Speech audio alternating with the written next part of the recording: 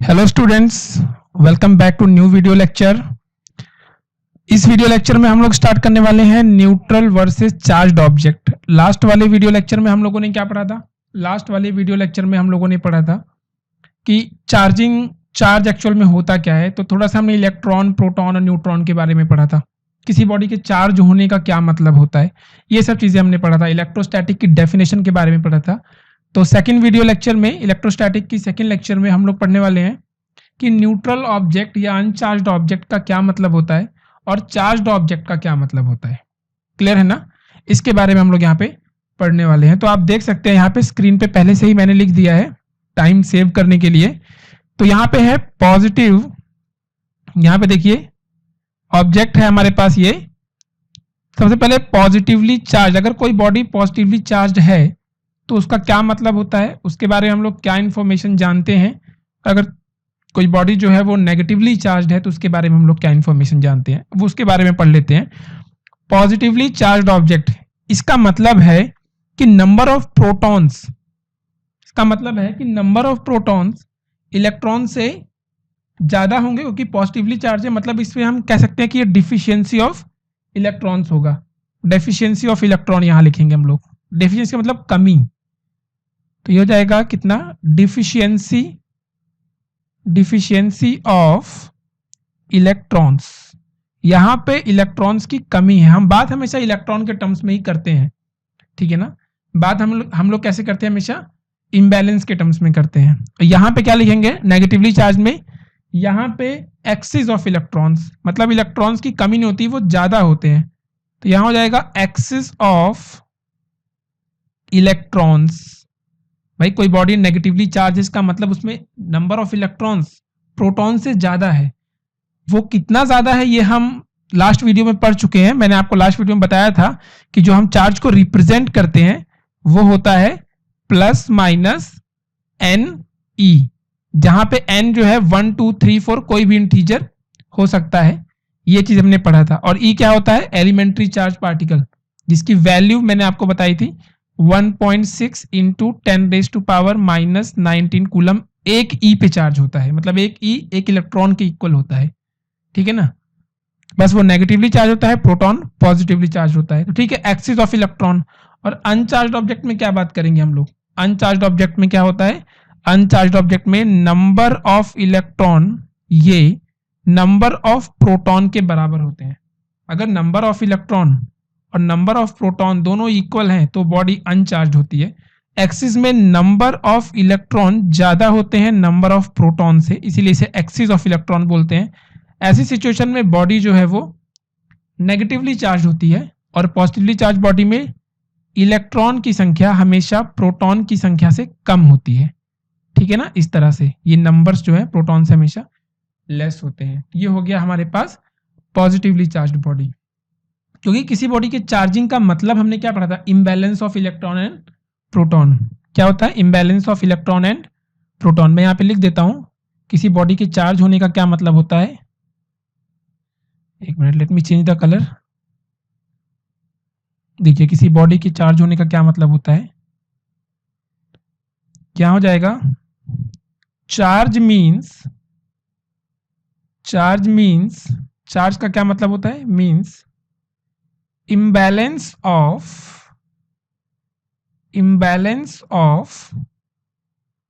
electrons and protons। Electrons and protons मतलब proton और electron का जो इम्बैलेंस होता है उसी को चार्ज कहते हैं। इक्वल नहीं होना चाहिए, अदरवाइज वो अनचार्ज हो जाएगा। कुछ भी एक ज्यादा होना चाहिए। क्लियर है ना? तो अब बात आती है, थोड़ा एटॉमिक स्ट्रक्चर को हम लोग समझ लेते हैं। यहाँ पे एटॉमिक स्ट्रक्चर को देख लेते हैं। ये मैंने एक कॉमन सा एटम बनाया है, ठीक है ना? इसमें ये जो ब्लू पार्ट से लिखा है, ये वाला पार्ट, ये जो ब्लू पार्ट से लिखा है, this part is nucleus, this is nucleus, ठीक है ना? ये न्यूक्लियस है, ये न्यूक्लियस है। और ये जो आप ग्रीन कलर से देख रहे हैं ये ऑर्बिटल है, ऑर्बिट जहां पे इलेक्ट्रॉन्स रहते हैं। मैंने रेड कलर से जो बनाया है ये क्या है? ये इलेक्ट्रॉन्स है। रेड वाले जो है वो सब इलेक्ट्रॉन्स हैं। दीज आर इलेक्ट्रॉन्स, ठीक है ना? ये जो है वो इलेक्ट्रॉन्स हैं। क्लियर? और ये जो पॉजिटिव से बनाया है मैंने, ये क्या है? यहाँ जो मैंने पॉजिटिव से बनाया है ये बता रहा है कि जो हमारा न्यूक्लियस है वो पॉजिटिवली चार्ज्ड है, जो हमारा न्यूक्लियस है वो पॉजिटिवली चार्ज्ड है। इसका क्या मतलब हुआ? इसका मतलब ये हुआ कि इसमें प्रोटॉन्स हैं, प्रोटॉन्स प्लस न्यूट्रॉन्स होते हैं, इसमें प्रोटॉन्स प्लस न्यूट्रॉन्स होते हैं। आ रही है बात समझ में? हम जानते हैं न्यूक्लियस में न्यूट्रॉन और प्रोटॉन होते हैं, न्यूट्रॉन पे कोई चार्ज नहीं होता, सारा का सारा चार्ज प्रोटॉन का ही होता है, इसलिए ओवरऑल जो हमारा न्यूक्लियस होता है वो पॉजिटिवली चार्ज होता है और उसके चारों तरफ जो है इलेक्ट्रॉन क्लाउड होता है। इसे हम लोग इलेक्ट्रॉन क्लाउड भी बोलते हैं, इसे हम लोग इलेक्ट्रॉन क्लाउड भी बोलते हैं, याद रहे हम लोगों को। इसी इलेक्ट्रॉन क्लाउड, क्योंकि ये घेरा होता है, बादल जैसा होता है इलेक्ट्रॉन। क्लियर है ना? Most of the atoms volume is occupied sparsely bye electrons, क्योंकि ज्यादातर क्या होता है, ज्यादातर जो भी एटम होता है उसका ज्यादातर पार्ट जो होता है वो इलेक्ट्रॉन कवर करके रखता है। प्रोटॉन का पार्ट तो बस न्यूक्लियस में होता है। तो मैं लाइन को यहाँ लिख देता हूँ, most of the atoms volume, यहाँ लिख देता हूँ मैं इस लाइन को, देखो मोस्ट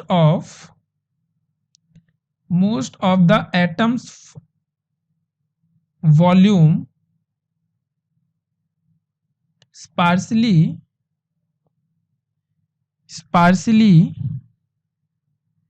occupied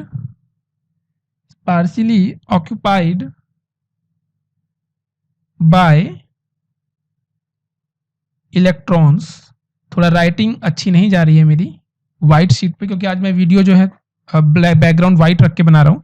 ब्लैक वाले पे थोड़ी राइटिंग ठीक दिखती है, पर कोई बात नहीं, आदत पड़ जाएगी हम लोगों को इसकी, ठीक है ना। तो most of the atoms volume sparsely occupied by the electrons, ये बात आप लोग याद रखना, ठीक है ना। और न्यूक्लियस क्या होता है? Nucleus contains over 99.9% of the atom's mass. मतलब कि मास जो होता है ना, किसी भी एटम का मास अगर आप बोलो तो जो इलेक्ट्रॉन क्लाउड होता है वो मास कंट्रीब्यूट नहीं करता ज्यादातर मास कौन कंट्रीब्यूट करता है? वो उसका एटम का जो न्यूक्लियस होता है ना वो कंट्रीब्यूट करता है सारा का सारा मास। बात समझ में आ रही है? ये छोटी छोटी बातें हैं जो हमें समझनी चाहिए। कभी कभी थ्योरेटिकल क्वेश्चंस आ जाते हैं, ओके, कभी कभी थ्योरेटिकल क्वेश्चन जो है वो आ जाते हैं। तो यहाँ लिख लेते हैं हम लोग इस बात को जो अभी अभी हमने पढ़ा है। वो बात क्या है?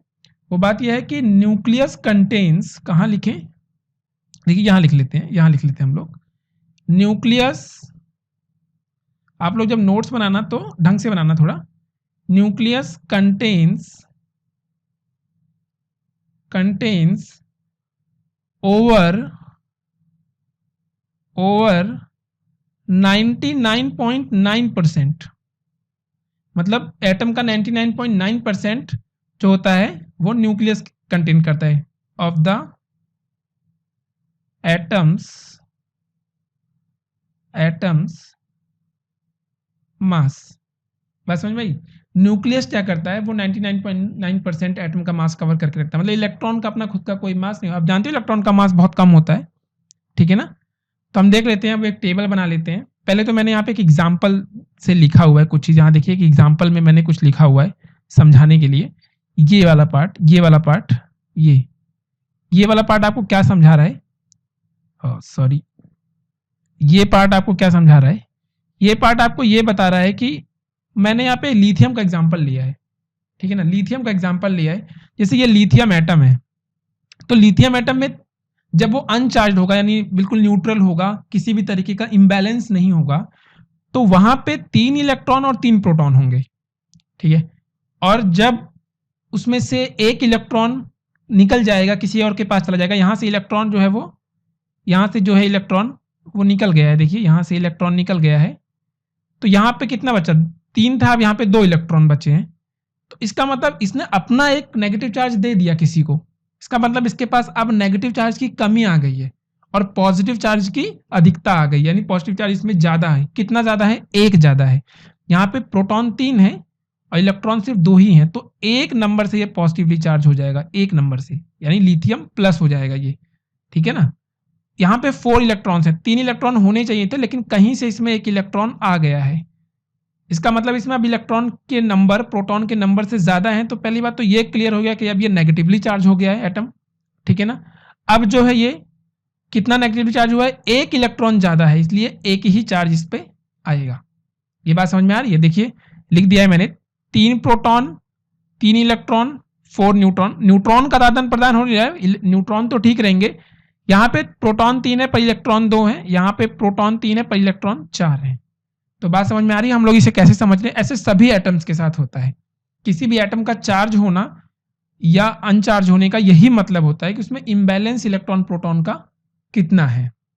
ठीक है, किसी भी बॉडी को चार्ज करने के लिए हमें इम्बैलेंस क्रिएट करना ही पड़ेगा, लेकिन इम्बैलेंस क्रिएट करने के लिए हम दो काम कर सकते हैं, या तो हम उसमें से प्रोटॉन को बाहर निकाल दें या तो इलेक्ट्रॉन को। तो मैंने पहले लेक्चर में ही आपको बिल्कुल क्लियर करके बताया था कि प्रोटॉन को निकालना आसान नहीं होता है। मैंने आपको बताया था कि प्रोटॉन को निकालना आसान नहीं होता है और प्रोटॉन को लाके इंसर्ट करना भी आसान नहीं होता किसी बॉडी में। आई बात समझ? क्योंकि उसके एटम के अंदर स्ट्रॉन्ग न्यूक्लियर फोर्स से प्रोटॉन जो है वो बाउंडेड रहता है, उतनी एनर्जी हमारे पास है ही नहीं। तो आसान काम हम चुनते हैं, हम मुश्किल काम नहीं चुनते कभी भी। ठीक है ना, हम लोग हमेशा आसान काम चुनते हैं। तो आसान काम क्या होगा? आसान काम ये होगा कि हम लोग क्या करते हैं, हम लोग इलेक्ट्रॉन को बाहर निकाल लेते हैं। ठीक है ना, तो हम क्या करने वाले हैं, देखो यहाँ पे हम लोग इलेक्ट्रॉन को बाहर निकालेंगे। मान लिया ये बॉडी है, अब ध्यान से समझना, अब बात को समझना कि बॉडी के चार्ज होने का क्या मतलब है। मान लिया मेरे पास ये बॉडी है, देखिए ये बॉडी है, ये एक न्यूट्रल बॉडी है। मैंने पहले स्टेज में क्या बोला? मैंने पहले स्टेज में बोला कि ये एक न्यूट्रल बॉडी है, एक न्यूट्रल बॉडी है। क्लियर है ना? मेरा टारगेट है कि मैं इसे पॉजिटिवली चार्ज कर दूं, मेरा टारगेट है कि मैं इसे पॉजिटिवली चार्ज कर दूं। तो यानी अगर मैं चाहता हूं कि ये बॉडी, ये वाली बॉडी पॉजिटिवली चार्ज हो जाए, क्योंकि मैं जानता हूं कि चार्ज को मैं किस तरह से डिनोट करता हूं, चार्ज को मैं Ne से डिनोट करता हूं। E के टर्म्स में ही चार्ज को लिखा जाता है। या तो मेरी बॉडी एक इलेक्ट्रॉन कंटेन करेगी, या अपने अंदर से एक इलेक्ट्रॉन लूज करेगी, या 2 करेगी, या 3 करेगी, या 10 करेगी। मतलब हमेशा एक इंटीजर नंबर ही का ही आदान प्रदान होता है। बात समझो इसको, ठीक है ना? एक इंटीजर नंबर का ही यहाँ पे आदान प्रदान होता है। क्लियर? तो इसका मतलब ये हो जाएगा कि अगर मुझे इसे पॉजिटिवली चार्ज करना है, मेरा टारगेट है इसे पॉजिटिवली चार्ज करना, तो मैं क्या करूंगा, मैं यहां से, अभी तो इसमें नंबर ऑफ इलेक्ट्रॉन और नंबर ऑफ प्रोटॉन बराबर है और मैं चाहता हूं कि बॉडी पॉजिटिवली चार्ज हो जाए। तो मैंने क्या किया, मैंने इसमें कहीं से, अब वो चार्जिंग कैसे होती है वो हम चार्जिंग मेथड में पढ़ेंगे, लेकिन अभी बस इतना समझो कि अगर इसे बॉडी को, इस बॉडी ए को, मान लिया ये बॉडी ए है, अगर मैं इसे पॉजिटिवली चार्ज करना चाहूं तो मुझे क्या करना पड़ेगा, मुझे यहां से इलेक्ट्रॉन्स इसके अंदर लाने पड़ेंगे, सॉरी इसमें से इलेक्ट्रॉन या तो बाहर निकालने पड़ेंगे या तो प्रोटॉन लाने पड़ेंगे। तो यहां से प्रोटॉन लाके डालना इसमें आसान नहीं है। क्लियर है ना?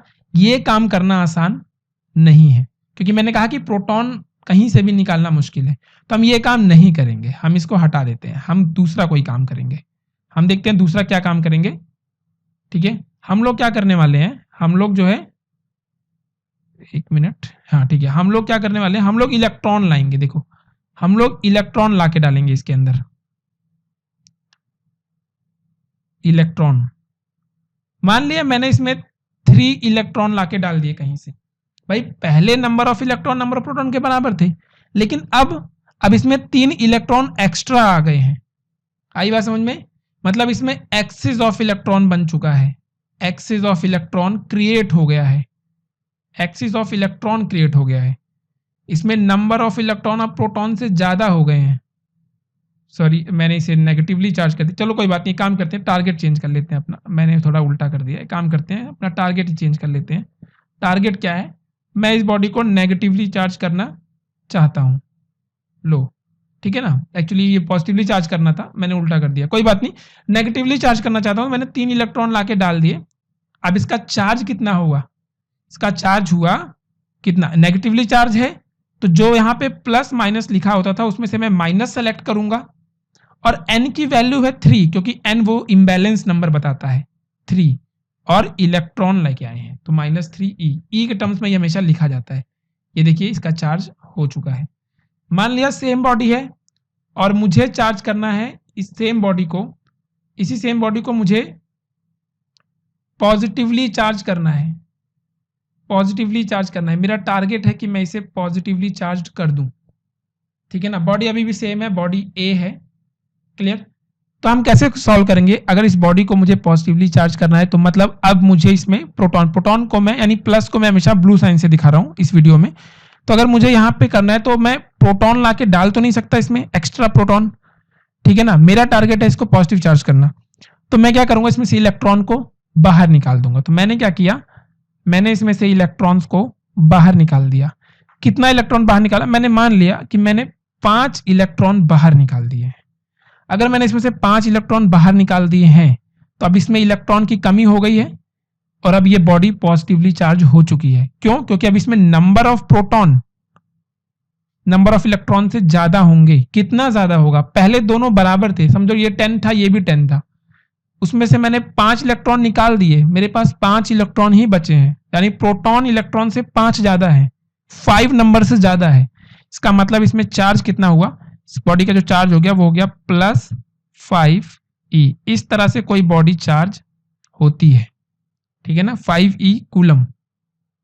आई बात समझ में? जहां पे अगर मैं e की वैल्यू भी यहां पुट कर दूं तो कितना हो जाएगा? -3 × 1.6 × 10⁻⁻19 कूलम। तो टोटल चार्ज आप निकाल सकते हैं -4.8 × 10⁻⁻19 कूलम का चार्ज इस पे हो गया। और इस पे कितना हो जाएगा?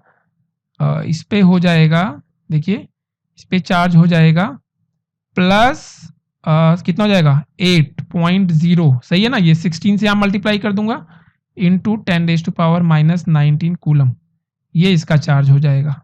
पॉजिटिव वाले जब पॉजिटिव ड्रॉ किया और ये नेगेटिव का चार्ज हो जाएगा। तो इस तरह से किसी बॉडी का चार्ज किया जाता है और उसके चार्ज होने का ये मतलब होता है। उसको हमेशा Ne के टर्म्स में ही लिखा जाता है। बाद में आपकी मर्जी है, आप E की वैल्यू पुट कर दो, आपकी मर्जी आप मत पुट करो। क्वेश्चन में कभी कभी E के टर्म्स में ही क्वेश्चन आ जाता है और कभी कभी E की वैल्यू पुट करके वो कूलम के टर्म्स में आपको चार्ज की वैल्यू देता है। लेकिन एक बात आपको हमेशा याद रखना है कि charge is always written in the terms of E ±Ne। यही कंफ्यूजन स्टूडेंट्स को सबसे ज्यादा होती है इनिशियल स्टेज में। उनको एक्चुअल में मालूम ही नहीं होता है कि E का मतलब क्या है। E वो एलिमेंट्री चार्ज है जो सबसे छोटा चार्ज अवेलेबल है ट्रांसफर करने के लिए किसी बॉडी में से। आप किसी बॉडी में से इलेक्ट्रॉन ट्रांसफर करेंगे या चार्ज को ट्रांसफर करेंगे, सबसे छोटा चार्ज क्या होगा? 1 इलेक्ट्रॉन। तो वही ये वैल्यू है E। बात समझ में आ गई? वही ये वैल्यू है E। इसमें कुछ भी कंफ्यूजन वाली बात नहीं है, ठीक है। देखते हैं हम लोग कुछ चीजें और देखते हैं, आगे बढ़ते हैं। देखिए तो यहां पे जो है देख लेते हैं इलेक्ट्रॉन पे चार्ज या मास कितना होता है ये सब। तो मैं यहाँ पे एक टेबल जैसी ड्रॉ कर देता हूँ, टेबल जैसा ड्रॉ कर देता हूँ, ठीक है ना। आज मैं पहले से कुछ भी नहीं लिख रहा हूँ, सब कुछ आपके सामने लिख रहा हूँ। जैसे मान लिया मैं पहले प्रोटॉन की बात करता हूँ, तो यहाँ पे है, यहाँ पे मैं बात कर रहा हूँ प्रोटॉन की, फिर हम बात करेंगे इलेक्ट्रॉन की, ठीक है, फिर हम बात करेंगे इलेक्ट्रॉन की। ये सब आप नोट्स में अपने लिख लेना बेहतरीन तरीके से। और देन हम बात करेंगे न्यूट्रॉन की, ठीक है ना, न्यूट्रॉन की हम लोग बात करेंगे। देख लेते हैं प्रोटॉन में सबसे पहले हम लोग यहाँ चार्ज के बारे में बात करेंगे, चार्ज। फिर हम बात करेंगे मास के बारे में कि मास कितना होता है, ठीक है ना। तो ये एक टेबल जैसा ड्रॉ कर देता हूं मैं यहाँ पे, ये देखिए एक टेबल जैसा ड्रॉ हो गया है। ओके, तो हम लिखना शुरू करते हैं। तो चार्ज, प्रोटॉन पे चार्ज कितना होता है? ये प्रोटॉन पे पहली बात पॉजिटिव चार्ज होता है और वैल्यू कितनी होती है? 1.6 इंटू, थोड़ा डार्क कर लेते हैं ये, इंटू 10⁻⁻19 कूलम, ठीक है ना। 1.6 इंटू 10⁻⁻19 कूलम। पॉजिटिव इलेक्ट्रॉन का चार्ज कितना होता है? इलेक्ट्रॉन चार्ज होता है -1.6 इंटू 10⁻⁻19 कूलम, ये होता है। ओके, और न्यूट्रॉन का चार्ज कितना होता है? हम लोग जानते हैं 0, चार्ज ही नहीं होता। अगर हम लोग प्रोटॉन के मास की बात करते हैं कि प्रोटॉन का मास कितना होता है, सब बेसिक लेक्चर है बिल्कुल। अभी यहाँ पे मैथमेटिक्स ये सब, अभी यहाँ पे मेमोरी बेस्ड लेक्चर है। ये इंफॉर्मेशन आपको याद रखना है। बात समझ में आ रही है? ये इंफॉर्मेशन आपको याद रखना है। क्लियर? तो देख लेते हैं हम लोग यहां पे मास की जगह पे हम लोग लिखते हैं प्रोटॉन का मास होता है, मास ऑफ प्रोटॉन ये होता है 1.67 इंटू 10⁻⁻27 किलोग्राम, बहुत ज्यादा है। ये तो ज्यादा है क्या? ये ज्यादा है या कम है? ये बहुत स्मॉल वैल्यू है। आ रही बात समझ में? ये बहुत ही स्मॉल वैल्यू है, ठीक है। और अगर हम इलेक्ट्रॉन के मास की बात करें जो ज्यादातर लोगों को याद रहती है, ये ज्यादातर लोगों को याद नहीं रहती, लेकिन याद कर लो, इट इज 1.67 इंटू 10⁻⁻27। ये होता है 9.1 इंटू 10⁻⁻31 किलोग्राम। ये होता है इलेक्ट्रॉन का मास, जो कि बहुत माइन्यूट होता है। न्यूट्रॉन का मास अगर हम बात करते हैं तो जीरो मत लिख देना, वो चार्ज होता है। न्यूट्रॉन का मास अप्रोक्सीमेटली प्रोटॉन के मास के इक्वल ही होता है, जिसकी वैल्यू है 1.67 इंटू 10⁻⁻11 kg। बात समझ रहे हो? ये होता है हमारे पास न्यूट्रॉन का मास। तो यहाँ पे ज्यादा टेंशन लेने की बात नहीं, सब मेमोरी बेस्ड चीजें हैं, इसको आपको याद रखना पड़ेगा। एक्चुअली में हमारा जो चैप्टर स्टार्ट होता है वो कूलम्स लॉ से स्टार्ट होता है। अभी इसमें एक और बेसिक लेक्चर होगा, लेक्चर नंबर 3, जिसमें हम लोग किसी बॉडी के चार्जिंग और डिस्चार्जिंग के बारे में पढ़ेंगे, ठीक है ना। किसी बॉडी के चार्जिंग और डिस्चार्जिंग के बारे में पढ़ेंगे, चार्ज करने के मेथड के बारे में पढ़ेंगे, method of charging and discharging. Clear है ना? उसके बाद फिर हम लोग एक्चुअल में स्टार्ट हो जाएगा हमारा कूलम्स लॉ, जहां से सबसे ज्यादा क्वेश्चंस बनते हैं। लेकिन इसका यह मतलब नहीं है कि यहां से क्वेश्चन नहीं बनते हैं, ठीक है, यहां से भी क्वेश्चंस आते हैं, लेकिन मेजोरिटी वहां से ज्यादा आती है। तो ये बात का आपको ध्यान रखना है। ओके, तो हम लोग जो है नेक्स्ट वीडियो में मिलेंगे। और ये वीडियो, ये जो भी आपको मिल रहा है यहाँ पे, ये सबके नोट्स मैं पीडीएफ फॉर्मेट में लिंक बना के फेसबुक पेज पे और डिस्क्रिप्शन बॉक्स में डाल दूंगा। लास्ट टाइम मैंने डिस्क्रिप्शन बॉक्स में लिंक नहीं डाली थी, लेकिन मैंने फेसबुक पेज पे डाला था। ओके, तो यूट्यूब चैनल के अंदर ही अब आप अबाउट पे जाएंगे तो आपको लिंक मिल जाएगी फेसबुक पेज की, और मैंने डिस्क्रिप्शन में भी लिंक डाली हुई है। तो वहां से आप सीधा फेसबुक पेज पे पहुंच जाएंगे, जहां से आप नोट्स डाउनलोड कर सकते हैं। नोट्स के साथ साथ प्रॉब्लम, अभी तो प्रॉब्लम इस पर्टिकुलर टॉपिक पे इतनी ज्यादा बनती नहीं है। ओके, जहां से प्रॉब्लम्स अच्छी अच्छी बनती है वहां से मैं डेली हर लेक्चर पे 15 to 20 क्वेश्चंस अपलोड करूंगा फेसबुक पेज पे। तो वहां से आपको ड्राइव की लिंक है, गूगल ड्राइव की, क्लिक करके उस पेज को डाउनलोड करके प्रैक्टिस करना है और अपने डाउट पोस्ट करने हैं। अगर आपको डाउट है तो अभी इनिशियली तो इतने डाउट आएंगे नहीं, ओके, लेकिन फिर भी अभी तो मेमोरी बेस्ड सारी चीजें हैं, याद करने वाली चीजें हैं। ओके, तो यहाँ पे आपके सारे डाउट्स के रिप्लाई दिए जाएंगे। क्लियर है?